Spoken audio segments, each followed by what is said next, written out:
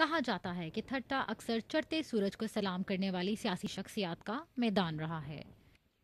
इस दफा भी सिंध का ये तारीखी डिस्ट्रिक्ट इनफरादी शख्सियात और सियासी जमातों का इंतखाबी अखाड़ा बन गया है।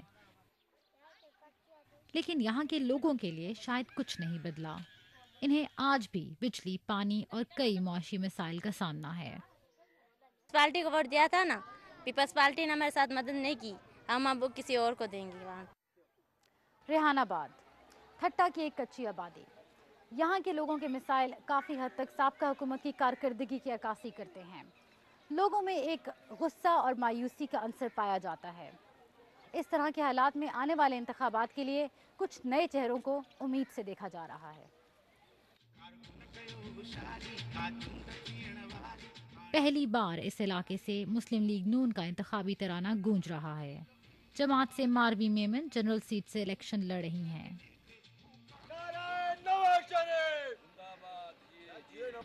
हाल ही में नून लीग यहां से सूबा सिंध में जगह बनाने की कोशिश पर है। सरदार जान अवैस खान जोखियो, जिनका खानदान बरसों से पीपल्स पार्टी से वाबस्ता रहा है, नून लीग की इस मुहिम में शामिल हो चुके हैं।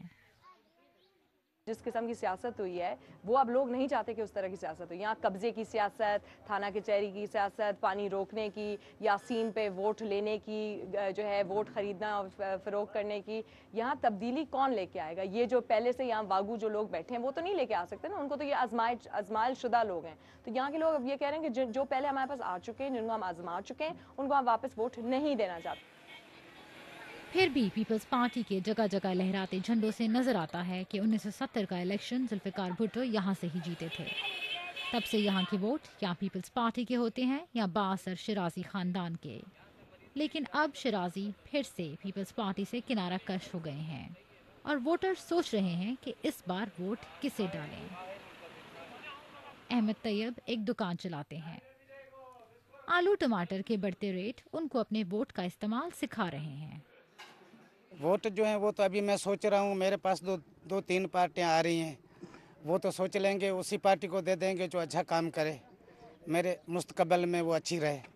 आने वाले इंतखाबात इस शहर में क्या तब्दीली लाते हैं ये तो चंद हफ्तों में वाज़ेह हो जाएगा, लेकिन शायद ये उस तब्दीली की अलामत बन जाए जिससे सियासी रहनुमा अवाम की खुशहाली के लिए ठोस इकदाम उठाएं, ना सिर्फ हवा में लहराते हुए इंतखाबी नारे।